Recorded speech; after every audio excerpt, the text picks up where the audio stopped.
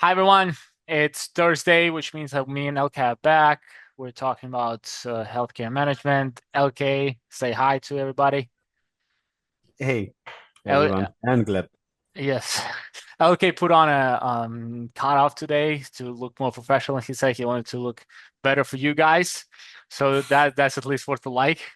For some effort from his side in doing this. And so it is Thursday today. I mean, we're going to be talking about some healthcare management. And before we start, I wanted to just point out that I was going, so the way I look for for the topic to talk about is I just go to the websites that I usually go every morning and I scan like maybe some interesting topics that I really wanted to get my attention on. And then bring it to LK. He does some research and then we talk about it. But like through this every day going through the news, I see every day like most important topics in the media right now. And I see that there are two big ones happening. First is the expansion of AI software. Like it's everywhere. It's from the thing we talked about LK a couple episodes ago about nurses in AI and AI implementation that nurses and doctors are not like extra happy about amount the amount of technology being pushed into the healthcare industry, and all the AI advancements in like every other news article about is about this. And funny, I don't know why. The other part of the articles is about how Epic is expanding for some reason. I don't know why, but I saw like the most trending topics for the past 6 months is Epic got a Epic signed new deal. Epic is getting I mean, developing new AI system.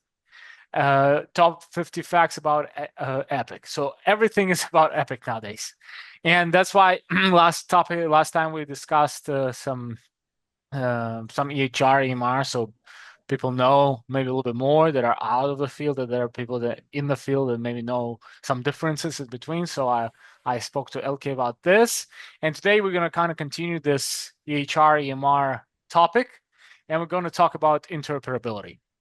So interoperability. So there's interoperability. There's comes from software, but there's interoperability also that comes from data sets and anonymized, de-identified um, personal health information for medical research. And those are two different things. But today I want to focus more about like software with LK because I'm actually interested. Because when I came to like let's say professional world, I discovered that there's so many APIs that they're getting integrated. So let's say my Slack, I can integrate Zoom, Google Drive, Notion, like a lot of things I can integrate into this. But it's like everywhere. Like with Google Drive, I can integrate many like YouTube. I can integrate Adobe to scan PDF. Like I can integrate a lot of things, and like I can go on and on with ChatGPT, with some other AI tools you can integrate there as well. But I would think, and I have never used it, so I wanted to kind of get to know because I saw there is an article saying that the EHR vendors, and the name of the article is EHR vendors step up interoperability efforts, meaning that all of the major EHR providers, they are uh, stepping up the efforts of being able, like the public being able to integrate their APIs, their tools into the system so they can be used with them.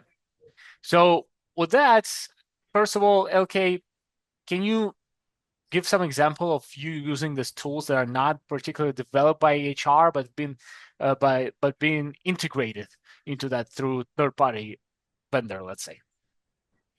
All right.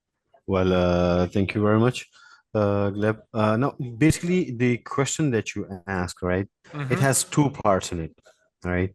And the first part, or let's say the second part, whatever, it's just two-part question, basically. Mm-hmm. One is that do these EMR, EHR are talking to each other, right? They Yes. are Yes. integrated with each other. The second one is, do they integrate with third-party applications? Mm-hmm. Right now, it's very unlikely.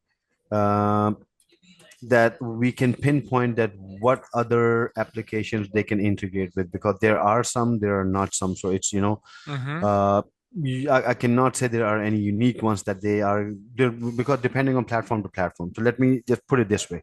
Let's talk that do the EHR or EMR, they communicate with each other or they integrate with each other. Mm-hmm. The EHR platform has improved a lot in this area, to be honest, right?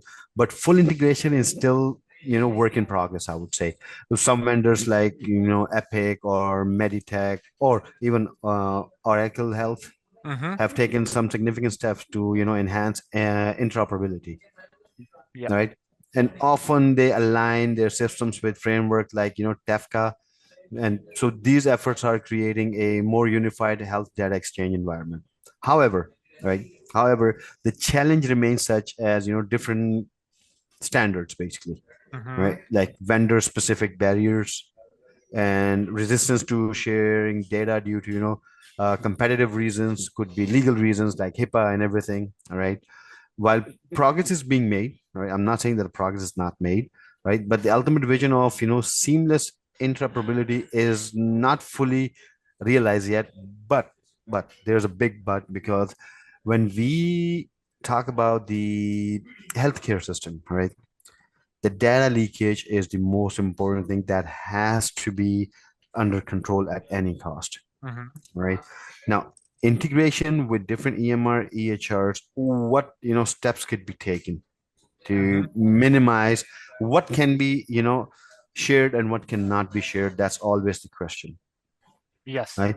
Yeah, your results can be shared, your experiences can be shared, but using human as guinea pigs and as letting them the other uh, departments know that how we what we experimented on and what we landed on, that's of course not permissible. Yep. So there is always a gray line and a black line. There is no white line in this, because we're talking about very sensitive industry or very sensitive domain. This is an extremely sensitive, even more sensitive than the credit card, debit card, or the social security number alone, Mm-hmm. because your medical record, when you go to a doctor, Gleb, you go yourself to a doctor. When you have your information with the PCP, they have everything. They have your address, they have your next of kin, they have your credit card, debit card information, their banking information, your emergency contact numbers, your personal contact numbers. They have your family member names out there, Mm-hmm. right? They have your complete history, right? Your date of birth and everything. So that's an important information, right? When we work with our clients, right? Why do we share our HIPAA compliance certificates with them? Even the people who are not working directly with them, we still share their HIPAA certificates as well. The reason Mm-hmm. behind is that we want to make sure and we want to tell the client that we are operating under HIPAA laws, right? Mm-hmm. We are operating under, because it's a PHI we are handling, right? And it's a Yes. sensitive information. Yep. So there's always HIPAA compliant has to be in mind that what information can be shared. Now, coming to the second part of the question, I'm sorry, I'm taking a little Yeah. longer to No answer one problems. question, right? Yes. But it's an important thing to be discussed, right? We cannot just leave one part behind. Now, do they go ahead and integrate with other platforms, right?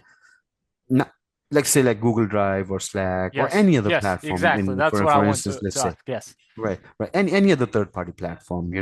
Currently the integration of EMR EHR system with tools like Google Drive, Slack, Skype is not widespread. It's not.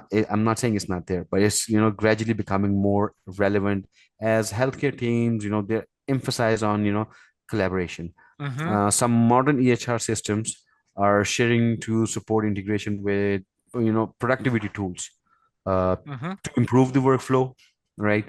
For example, let's say secure document sharing via platform like Google Drive or automated alerts through Slack could significantly enhance the team coordination in between, Mm-hmm. right? However, the sensitive nature of the healthcare data, still requires these integration to commonly with, strict security and privacy regulations.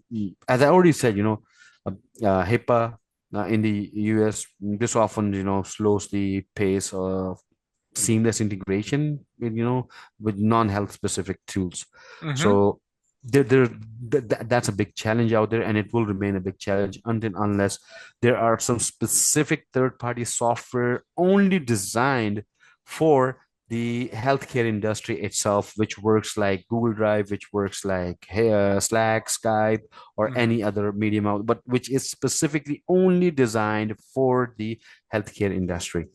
So that would be my long yet short answer to it, because on this particular Yeah. topic, we can have a very long discussion. There are so many more that can be added: the security risks, the adaptability, and with the upsizing of that, integration. There's always a good side. There's always a bad side, and Hmm. there's something in between as well. So a lot more can be discussed on this. So I think, Gleb, I think this was our first part of this. We should have, some small chunks in every Yeah. week Yeah. discussing this, because I'm glad that brought up this topic this time, because at least it gives me an idea that what more we can think about and make it more secure for everyone. Yep. And kind of also following up, um, do you think that current products that we have on the market, let's say Slack or let's say Google Mhm. Drive, is this suitable to use in the healthcare world with such high levels of HIPAA and like security, or they will have to develop somebody will have to develop a complete brand new tool just for healthcare industry?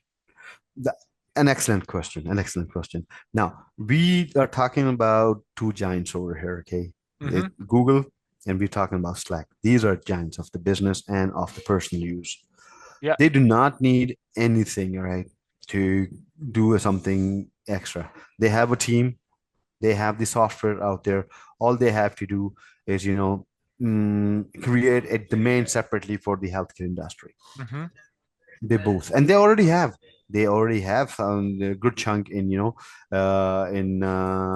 healthcare industry. Okay, I was reading something about Google and Slack. Let me find that. That if we have that now, the reason behind it is what I'm trying to say is they are already in development with the healthcare industry, right? Hmm. And in the background, things are moving, right? But it's not been shared with the public yet, because they might expect something big coming out, and the HIPAA is there, the laws and regulations are there, things has to be tested. The world is transforming, right? Hmm. We're in a digital revelation, right? Like, remember in the gold rush in US, this is a digital rush now. Everyone Hmm. is trying to be Yeah. as digital as possible, Yes. right? So something is happening in the background. AI is there. AI's integrations are coming. So if AI integrations are coming, that means that Google or Slack, they're the big giants. How can they be leave behind, or how can they leave themselves behind? If Hmm. they're not ahead of everyone else, then they're far too behind of anyone else out there, right? And the article that I'm looking for, I am looking, but maybe we can, see. Let's have that one for the next For the next time. Slack. For Next the time. next Yeah. time, Slack in healthcare. There is, I remember on top of my head, I can say, there is a team collaboration that Yeah. they have introduced. They have integration with EMR, EHR for some kind of notifications, I Uh-huh. believe. And I think Slack's enterprise grade plan, they also offers, like compliance with healthcare regulations like HIPAA, Hmm. right? Or real-time communication they offer. And with the Google, that's why, I need a little time, because I once read an article Okay. on that. And Ah, then Google is already in healthcare. You know that. If you yes. search online, you will find that. Even Slack is there, right? Because Google is there for data storage, right? Hmm. They're there for analytics already. AI powered insight, they're already working on it. And there is a Google Workspace. Yeah, Google Workspace basically. Okay. There, you know about Google Workspace, Yeah, right? I do. Yeah, yeah. Right. You can design a Google Workspace according to your private practice, by the way, like the Hmm. complete hospital. So they're already in the healthcare environment. Hmm. Yep. Okay. But this kind of we can talk about it next, and LK hinted that in the future we're gonna be talking about more in depth about the interoperability and third-party providers for EHR EMR softwares.